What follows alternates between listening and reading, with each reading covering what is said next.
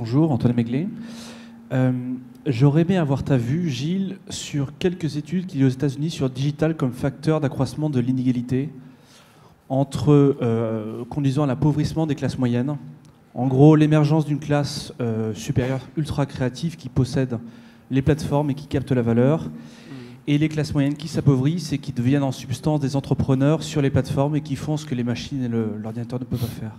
Alors, est-ce que l'Uber économie, c'est l'économie de... On va se retrouver au 19e siècle, en gros, hein, avec très très grandes inégalités, destruction d'emplois massive, création de nouveaux emplois, mais ça prend du temps. Toute la première partie de mon premier livre est sur cet enjeu-là, sur la concentration de capital inhérente à l'émergence de cette nouvelle forme d'économie. Donc c'est un fait, et je constate une chose, c'est que quand vous observez la relation entre capital et travail, la répartition de la valeur aux États-Unis sur 100 ans, donc on a des statistiques depuis, je crois, 1890, même plus de 100 ans, eh bien, vous avez des écarts importants, mais finalement, la diffraction que l'on observe, elle a commencé en 1985.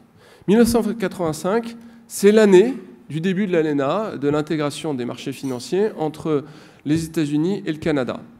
Et finalement, c'est des plateformes digitales qui ont permis de faire ça, qui ont permis de faire des effets de levier démultipliés sur des marchés financiers qui sont plus intégrés, qui se sont étendus après, dès 1986 à l'Europe. Donc c'est Bérégovoy qui a permis de déréglementer les marchés financiers pour qu'on puisse les traiter sur des plateformes électroniques. Et vous avez pu, de ce fait, grâce au digital, déjà, à l'époque, accroître l'effet de levier qui était possible grâce aux plateformes, les plateformes financières. Donc très clairement, ce n'est pas moi qui vous dirais que les plateformes n'ont rien à voir avec la concentration des capitaux.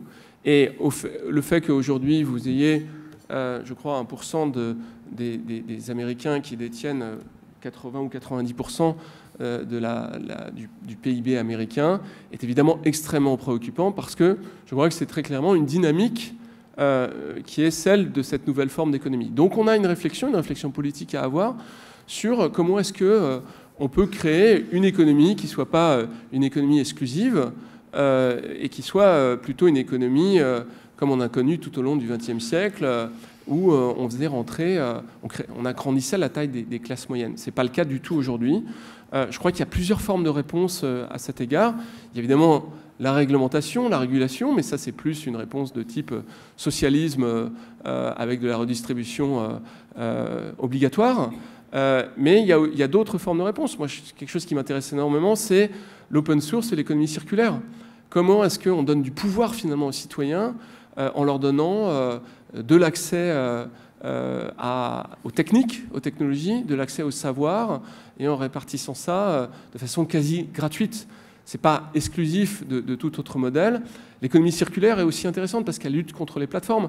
Quand est-ce qu'on aura des plateformes de type GAFA qui seront des plateformes complètement open source, montées potentiellement en blockchain, qui n'appartiendront à personne?